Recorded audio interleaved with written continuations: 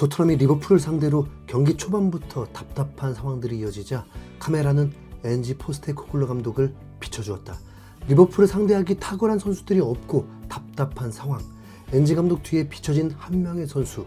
이 선수는 아예 엔지 감독에게 외면당해 있었다. 프리미어리그를 치른 동안 그가 뛴 총 시간은 35분. 엔지 감독이 아니었다면 이 정도로 가치 없는 선수는 아니었는데 어느 순간부터는 정말 토트넘의 존재감 없는 선수가 되었다. 그는 무슨 생각을 하고 있었을까? 20살의 노리치 시티를 승격시켰던 MVP 미드필더, 영리한 두뇌로 토트넘 미래라고 불렸던 선수.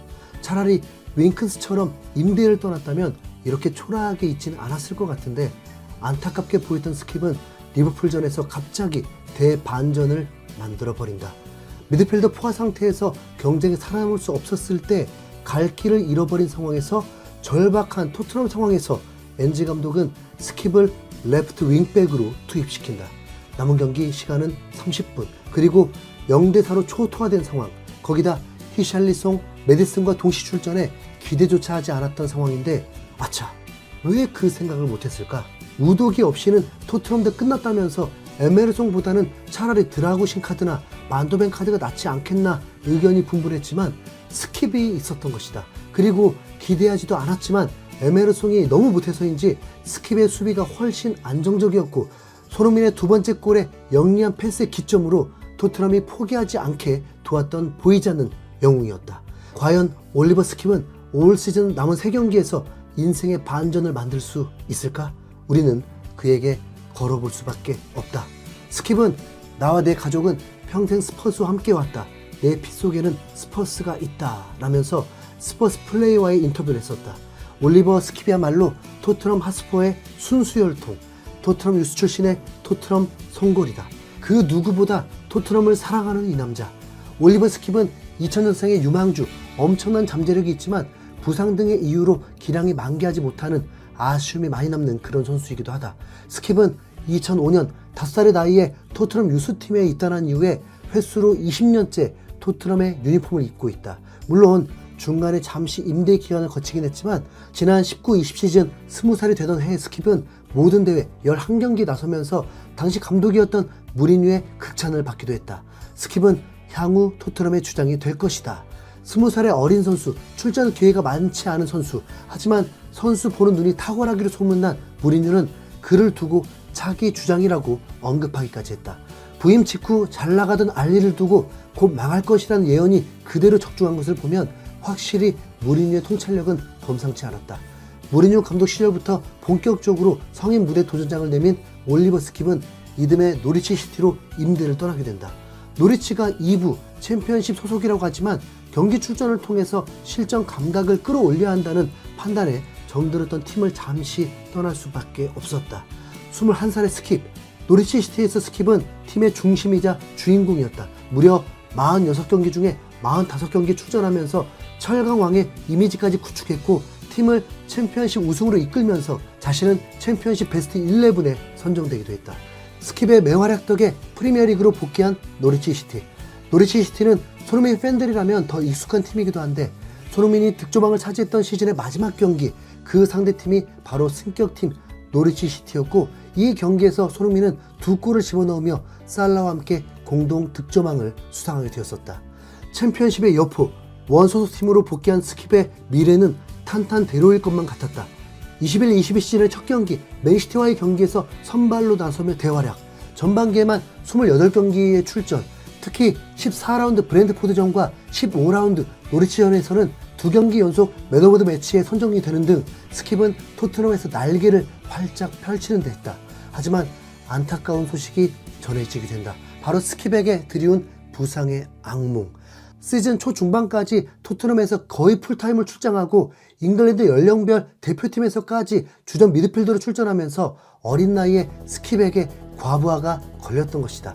1월 사타구니 부상으로 이탈한 스킵은 빠른 회복을 위해서 근육 주사를 맞았는데 안타깝게도 이게 염증을 일으키면서 복귀가 더욱 늦어지게 돼버린 사고가 발생해버렸다. 토트넘에서 주전으로 자리를 잡은 이 시점, 21살 올리버 스킵은 조바심이 날 수밖에 없었다. 하지만 결국 시즌 내에 복귀하지 못했고 4월 미국에서 수술을 받기로 결정하면서 이렇게 스킵의 시즌은 끝이 나버리고 말았다. 그럼에도 토트넘 구단은 스킵의 잠재력을 알기에 수술하는 날 2027년까지 6년 장기 계약을 따내기도 했다. 회복 후에 맞이한 2022-2023 시즌 등번호 4번을 부여받으면서 이제는 어엿한 팀의 중심이 되는가 싶었지만 시즌 시작 전 그만 스터드에 찍히는 사고, 또다시 부상을 당하면서 시즌의 시작을 함께하지 못하는 불운을 맞게 된다. 그런데 스킵이 없는 이 오랜 기간 토트넘은 동 포지션에 이브 비수마라는 수준급의 미드필더를 영입했고, 호이베르와 벤탄쿠르가 버티고 있는 중원에서 주전으로 도약하기가 결코 쉽지 않았다. 투미드를 선호했던 콘테 감독, 주로 호이베르와 벤탄쿠르가 주전으로 나섰고, 스킵은 비수마와 교체 출전을 두고 다투는 형국이었기에 주전이 되기는 어려웠던 상황일 수밖에 없었다.